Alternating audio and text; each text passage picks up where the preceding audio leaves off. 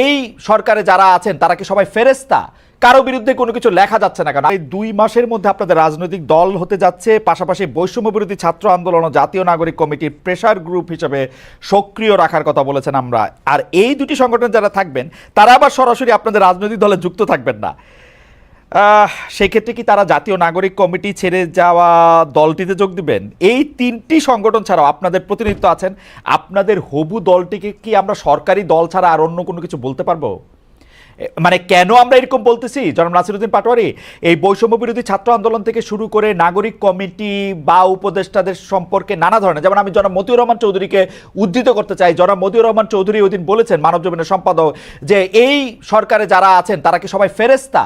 কারো বিরুদ্ধে কোনো কিছু লেখা যাচ্ছে না কেন? আপনারা সব ক্ষেত্রে প্রভাব বিস্তার করতেছেন, সব জায়গার মধ্যে আপনারা ট্যাগিং করতেছেন, আপনারা একটা নির্বাচিত সরকারকে ক্ষমতায় আসতে দিচ্ছেন না, আপনারা নিজেদের ক্ষমতা নিজেরা প্রলম্বিত করতেছেন, আওয়ামী লীগের দোষ আপনারা বিএনপির উপরে চাপাচ্ছেন।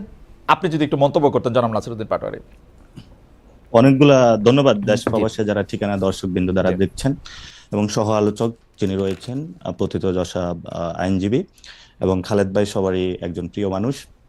সো অনেকগুলা প্রশ্ন এসেছে এবং প্রশ্নগুলো আমি একে একে উত্তর দিচ্ছি। প্রথমত হলো 5th অগাস্টের আগে যে আন্দোলনটা হয়েছিল এটা কোনো অর্গানাইজড হয়তো আন্দোলনটা ছিল না, এটা একটি জনগণের স্বতঃস্ফূর্ত অংশগ্রহণ ছিল।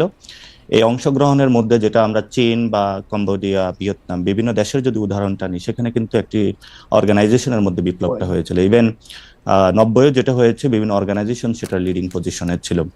কিন্তু এই আন্দোলনটা আমরা যেটা করতে সক্ষম হয়েছে, এটা অনেকটা লুজ কানেকশনের মধ্যে দিয়ে হয়েছে। যে যার জায়গা থেকে যতটুকু সামর্থ্য ছিল অতটুকু দিয়ে হলো আন্দোলনে ঝাঁপিয়ে পড়েছিল। এবং আমরা আন্দোলনে প্রাথমিকভাবে ওই ধরনের কোনো অর্গানাইজ যারা ফোর্স বাংলাদেশের রাজনৈতিক শক্তি রয়েছে তাদেরকে ওইভাবে পাইনি। ফলত আমাদের জায়গা থেকে, যারা কানেক্টিভিটির জায়গা থেকে, যারা একদম সাধারণ প্রান্তিক লেভেলের মানুষ ছিল, তারা অনেক বেশি অংশগ্রহণ ছিল। এবং এই আন্দোলনটা যদি আগে থেকে অর্গানাইজ থাকতো তাহলে হয়তোবা এই পর্যন্ত আমরা একটি নতুন পথযাত্রায় পরিক্রমায় অবতীর্ণ হতে পারতাম। কিন্তু সেই যাত্রায় আমরা যখন আন্দোলন এবং শেখ হাসিনা যখন পালিয়ে গেল, সেখানে দেখেছিলাম যে মব জাস্টিস হচ্ছে, বিভিন্ন জায়গায় অনেক ক্রিয়া কার্যকলাপ হচ্ছে। তখন আমরা চিন্তা করলাম যে আমরা বিভিন্ন জায়গায়, যাত্রাবাড়িতে যিনি আছেন, মিরপুরে যিনি আছেন, উত্তরাতে যিনি আছেন, পুরো বাংলাদেশের রংপুর, সিলেট, এই যে বিভিন্ন ডটস গুলা বিভিন্ন জায়গায় রয়েছেন, তাদেরকে আমরা একসাথ করার একটা উদ্যোগ নেই। একসাথ করার মধ্যে উদ্যোগ নিয়ে যদি আমরা একটা অর্গানাইজড ওয়েতে করতে পারি, তাহলে হয়তো বা রাষ্ট্রের যে একটা জায়গায় আমরা মুক্তি দিয়েছিলাম সেই মুক্তিটা আরো ভবিষ্যতে এগিয়ে নিতে পারবো। তো সেখানে স্টুডেন্টদের একটা কানেক্টিভিটি ছিল বৈষম্য বিরোধী ছাত্র আন্দোলনের মাধ্যমে, কিন্তু নাগরিকদের ওইভাবে হলো একটা অর্গানাইজড ফোর্স ছিল না যারা আন্দোলনে এসেছিল। নাগরিকদেরকে আমরা কানেক্টেড তৈরি করার জন্যই কিন্তু জাতীয় নাগরিক কমিটি 8 সেপ্টেম্বরে গঠন করি এবং সেখানে আমরা অনেকাংশে কানেক্টেড করতে সক্ষম হয়েছি। ভবিষ্যতে আরো এটা চলমান থাকবে।